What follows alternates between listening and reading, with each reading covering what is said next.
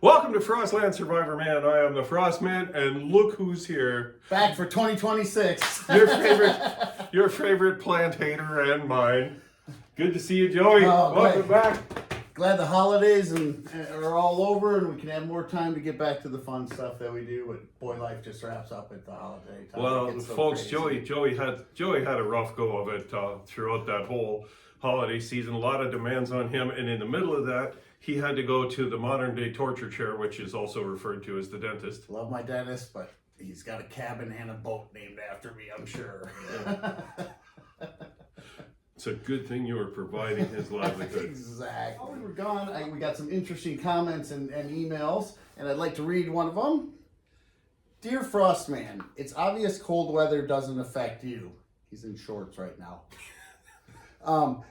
Do you have any tips or tricks for those of us who don't have immunity to cold weather? Yes, we do. Well, that's what we're going to go over today. Some of the ways that you can stay warm even when you're cold. The significance of dressing properly for cold weather is lost on a lot of people. So the rule that I like to use when I teach it, and I do teach it because a lot of people have asked me, are you never cold? No, I don't get cold. I don't get cold like you get cold. Yep. And part of that is because my blood is thicker. Yeah, you know, where I grew up. Mapley. That's what they say. Full of maple. Maybe it's not ethylene glycol, but it's pretty close. So our first tip and trick that you want to do, be born in the Northern Shield of Canada. Yep. That will increase your love of the cold weather. For those of you that can't do that, like me that was born in Arizona, who at 70 degrees, my mom will put on her winter jacket. We need some tips on how you can stay cold in the frost land. I've been asked many times, what's the coldest you've ever experienced? The coldest I've ever experienced is minus 62 degrees. So that's a minus in front of the number and 62. These tips will not help for that. That's nothing will help for that. Here's what helps when it's 62 degrees. A plane ticket. That may as well be 0 degrees Kelvin, you know? For normal weather, normal Midwest weather, what would we do? Bone chill and cold. Okay, so here it is. CDL, and that does not stand for commercial driver's license in this instance. No. Okay. It stands for, what does it stand for? Clean, dry, loose. So you want to have your clothes be clean, be dry, and be in loose layers, actually. So we'll start with the most important thing for wearing in cold weather, and Joe is modeling it for us beautifully. I wear my toque from September till May. It is called a toque. This is the Canadian word for it is toque. All across Canada, from the Maritime provinces all the way to Vancouver, it is called a toque. It is never called anything but a toque. Nobody calls it a hat. Nobody calls it a beanie. It is called a toque. This is a toque. It is not a watch cap. It's a toque. Now, for some of us that are follically challenged, there are many different types of toques. We have your sleeping toque, your cold weather toque, you got your winter weather toque, you got your fleece line toque, you got a bunch of different types of hats that can go on your head here. The other thing is if you don't have one, but you do have a bandana, you can tie a bandana around your head. My Nana wore one all as long as I ever knew my Nana. No. So she wore a bandana tied around her head, not so much with the pirate look, with the Aunt Jemima look. Sure. Right? Sure. So that also works, and the reason why it works is because your blood goes to your brain before it goes anywhere else. So a lot of heat escapes through your head. Now, if you have a mop like I do, it's not always necessary to wear one, but I had to last night. No. The wind was out of the north, and while the temperature wasn't very cold, the wind, and because of my hearing aids, they pushed my ears off of my head. My ears were getting cold, so I had to put on my head warmer. Yeah, exactly. Most of heat will escape through your extremities. Hands, feet, head. If your feet get cold, you're miserable. If your hands get cold, you can't do anything. And if your head gets cold, well, you're lost if you get cold like that. If your head gets cold, your whole body's going to be cold. That's just the nature of the beast.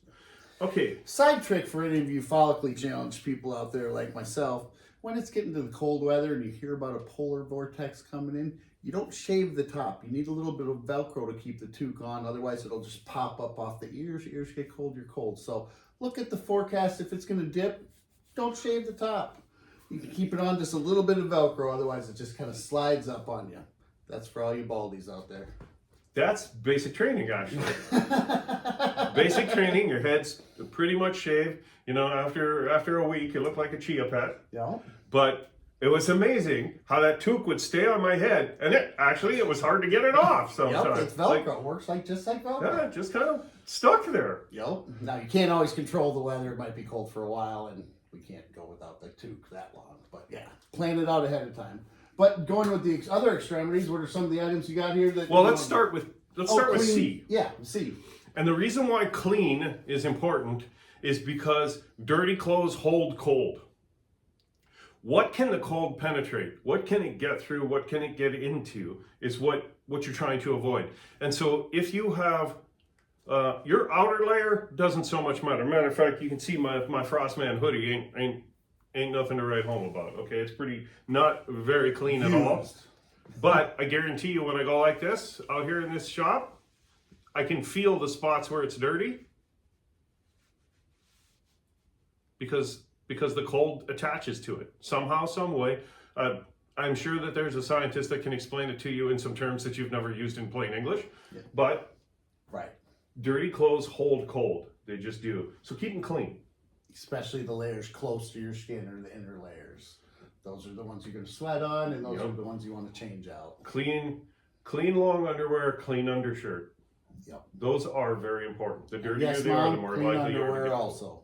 What? And yes, Mom, clean underwear also. In case I get into an accident. Yeah, in case you get into an accident. Because that's the first place EMTs look, Joey. Let's check out this guy's underwear, huh?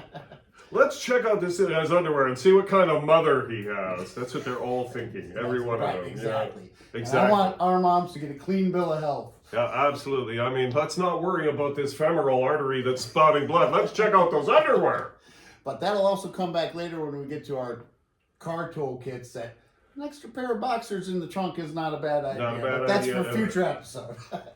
So clean. We want everything to be clean when you put it on. Clean. Obviously, if you're stuck out somewhere in the middle of the woods, try and keep it as clean as possible. But we're talking just normal, everyday kind of wear and tear.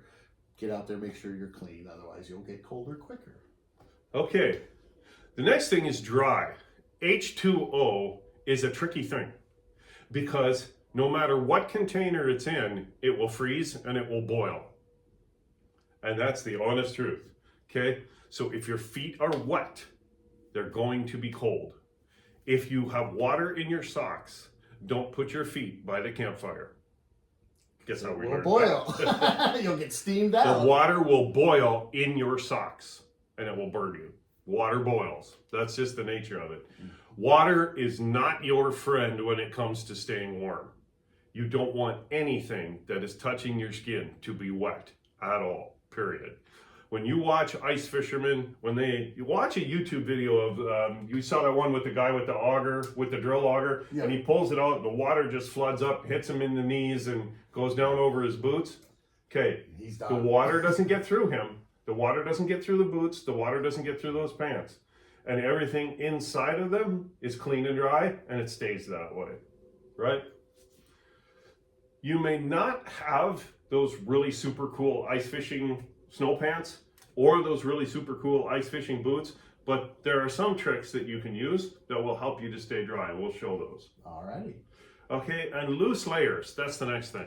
The one thing, I may be wearing shorts, but I'm also wearing loose layers. So I have my t-shirt that is tight to my body. Then I have my long sleeve shirt, which is this sort of green one you can see here. Okay, so my t-shirt, my long sleeve shirt, and then my outer layer hoodie, which is loose. We want it to be loose. I don't want to be packed in here. The reason for that is if things are tight, cold can get through it. Yeah. Somehow, some way, the cold can get through it. Like when you put, like the insulation in the cabin. Okay, when we put the insulation in the cabin, we pushed it in and then we fluffed it back out and stapled it, right? Yep. So it's loose. And if there is a cushion of air, the cold can't get through it because it has to chill that air before it can get to the surface, and it can't. Most of the time you can't. Your body on the inside of it will heat it more than the cold can chill it. Right. That's the way it works. So clean, dry, and loose layers. All right, now it's time for some tricks. Yep. Other reason layers are good too, though, is if it gets hot, you can take off the outer layer. Absolutely, yes. Now, for fashion tips, I suggest going to FrostlandSurvivorMan.com. Absolutely. These hoodies are the best ones out there to keep you warm and ever dry. invented. We're actually working on Shameless plug. we're working on some designs for some new hoodies. They're going to be longer for people with a torso. Okay. And it is so annoying to have a shirt that's exactly as long as your torso when you're trying to keep warm. Right. Because then you can't lift up, you can't move without showing skin, and that's what you can't raise your hands above your head. Right. Which is really horrible when you're doing siding, like when you're putting siding on a house, because everything is above your head. Correct. So we're working on one that splits and does a different job and then has no sleeves. The main reason for that is you want to keep your core warm but your shoulders free, because all your power is coming from your shoulders, and if your shoulders are bound up, and especially when I'm chainsaw carving, I need my shoulders free for all the movement that I do. So we're trying to come up with a new design for a new Frostman hoodie. We're going to keep working on that. Sounds good. Actually, we have the design. We just need somebody to make it for us. Right. The next thing is your socks. Yes. The importance of socks. Now, if you can get lamb's wool socks, they're very difficult to find now. They're very hard to find. I bought mine in Australia, and then 30 years later, I bought more lamb's wool socks in Australia. Why they have lamb's wool socks in Australia is because they have a lot of lambs in Australia. The lamb's wool socks are softer. There's a sock on the market. What are those critters called? Not llamas, alpacas. They're alpaca, baby alpaca. I haven't tried those yet, and I might, because they're the veal of socks. Yeah, it might be the right thing, Joey. Socks, layer the socks too. Layer the socks. So you have your under layer and your big layer, and you want them. The reason why wool socks work so well is they're very fluffy. So you're having that air pocket again within your socks. Mm-hmm. And the other thing is they really don't get wet. Not like other fibers do, and certainly not like cotton. Right. Cotton is horrible. Denim jeans, I use those like ripped up old jeans. You can cut them up and soak the fiber and use them as wicks. They work great as wicks. They're that good at soaking things up. So if you can find the lamb's wool socks, if I can't, I would just buy plain wool socks. And my Nana knit me a pair of probably the best socks I ever had. They came up past my calf. Okay. Which was absolutely wonderful. Right, you don't have to keep pulling them up there. Little boy in the snow. So socks. Gotta have those. Is your boots. Boots. Boots. Boots. Say it right. Boot. Boot. It's your boot. It's a boot time, eh? It's a boot time. It's boot time. Rubber on the bottom, bonded together. These are not the ones that I used to have. I like the ones with the removable felt liners. Correct. And the reason why I like those is because they're easy to dry. Feet sweat. Men feet sweat. Every housewife knows that men's feet sweat. So you gotta have your boots. Now, in terms of boots, I love rubber rain boots. Got that from when I worked on the boat. I worked on a fishing boat. Those kept my feet warm and dry. Where was the fishing boat, Joey? Up in Alaska. Really? Yep, we were. It's not known for its warmness. It is not, and they told me the trick is some plain rubber rain boots, 2 or 3 pair of socks, and I zip tied it to my boot. I was dry as can be. My feet stayed warm. They stayed comfortable, and super. I mean, and to be honest with you, way cheaper than if you were to go buy a name brand ones that looks good. You have oversized boots. Yep. With loose layers of wool socks. And it's completely one piece, so there's no seams, nowhere for it to get in, but where I put my foot in. And I've lived and died by those up at the cabin. And that's for water. These are for snow. Yep. So that's a good point too. Want to make sure that you're wearing the right boot for the right condition. You don't want wet weather boots in snow. You want these because they're light. Correct. The one drawback to rubber boots They is are heavy. they are heavy. They are heavy. You're gonna grow. Your legs will grow tired lifting them and walking. Yeah. Right? Okay, now we get into the tricks. I didn't say anything about hands because gloves or mittens, whichever you do, that's up to you. Mittens are better in colder weather. Because you loose, They're loose and they air. keep your fingers together. So your fingers all warm each other together. You'll see little kids with their thumb in their mitt. Why? Because that's where it's warm. Right. The thumb by itself isn't warm. Cold. There's no hitchhiking then. Okay, if you have to sit down, or even if you don't, one of these little heat seat pads is spectacular for warming your body. You put your glutes on this foam and you'd be amazed how quick, let's try it out, Joey. Sit down on that. Be amazed how quickly you start to warm up. Your whole body starts to warm up. If you're sitting on, let's say you're watching a sporting event, Sure. randomly, let's pick that, Sure. sitting on an aluminum bench in cold weather, that cold aluminum is going to suck every ounce of heat out of your body as quickly as you sit on it. And already I can feel it warming and kind of getting everything. Yep. Does not take long. Works really good. Anything to get the layers underneath you and between you and the cold. Staying dry, if you don't have the boots, you can put a plastic bag between your final outer layer of wool socks and your boot. And the reason why you do that is, okay, I'm wearing running shoes right now. I can wear plastic bags between my socks and my running shoes and my feet will stay dry even if I'm walking in slush. So putting plastic bags on it can be a lifesaver, especially if you're not wearing the proper boots. Then there's some different tricks. You want to stay dry, you want to keep things dry. I own a boot dryer, which I love because it keeps my boots dry. As soon as I take them off, they go on the boot dryer, turn it on, and in 20 minutes it's blowing hot air through my boots and it dries them. Quick as that. If you don't have a boot dryer, you can use one of these things. I can only assume that this is a Canadian thing because I've never seen that particular tool in my life. Okay, this particular tool is a really good cheat. It is actually, Joe, it is a warmer upper. Okay, a little heating gun. And that's all it's for. It does nothing else but warm up. See, and it's got, you can buy these at garage sales all over the place. If they work, they work. That's great. So you can put it on high and you can put it on hot. On this one, it's got 2 switches, right? And then you take this and hot air comes out of here. Amazing. Isn't that cool?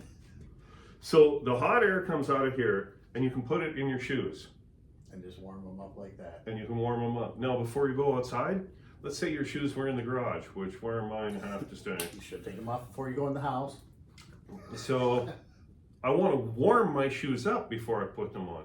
And that makes an incredible difference. If you put hot shoes on your feet, it makes an incredible difference. And this is one of the ways you can do it.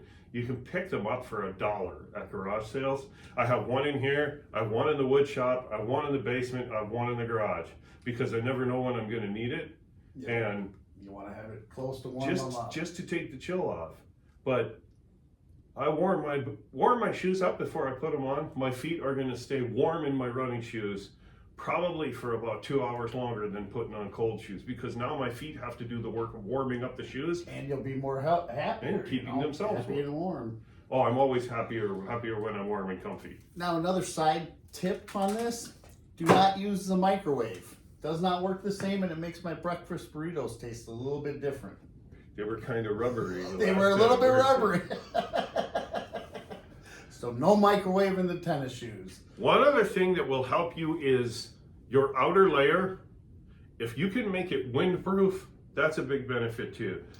An outer shell windbreaker, even a thin one. Correct. Over this hoodie, nice and loose, once again, loose layers. It's going to allow you to heat yourself from inside and keep the cold from getting in. There's lots of other things that I do, and I can't think of them all. I used to heat a brick on the wood stove and stand on the brick, like heat a couple of bricks and stand on them. Okay. And that would heat your whole body up. Yeah. And you don't want to heat them too much either. because bricks can get really hot. Yes, you don't want to burn yourself in this whole My process. dad, when he was a kid, they used to heat a brick on the stove and take it to bed with them. Okay. So Canadians have a lot of tricks for staying warm.